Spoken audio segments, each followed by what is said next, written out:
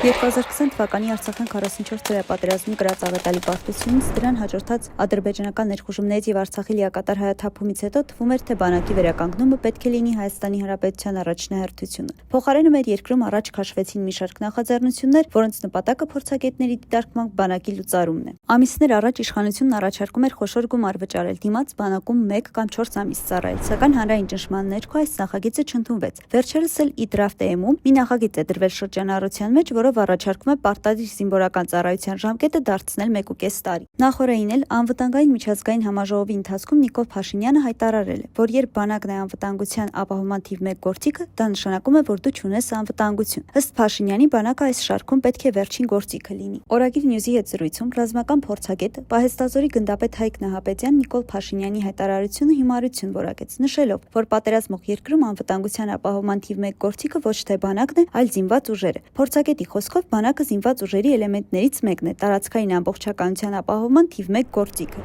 Իսկ Հայաստանը երկու պետության հետ առայժմ պատերազմի մեջ է։ Չհայտարարված Ադրբեջանի հետ, որտեղ ծեր նշած անձը փորձում է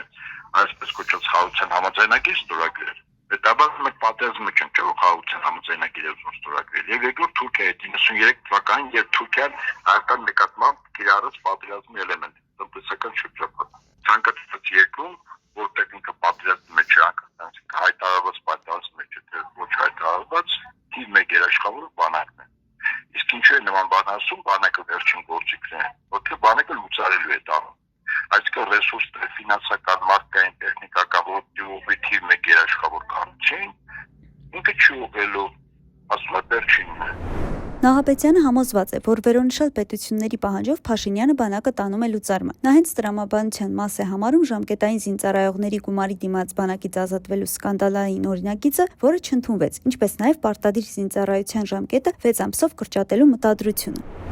Ժամկետային զինծառայողների ծառայության ժամկետը 6 ամսով կրճատելը, այո, բանակի թվականակը պակասացնելը եւ իբր պայմանագրայիններով համալրել, որտեղ պայմանագրայինների համար կոնկրետ սոցիալական փաթեթ գոյություն չունի, որտեղ մարդը շահագրգռվածն է, որպես պայմանագրային զինծառայող կնա ծառայի։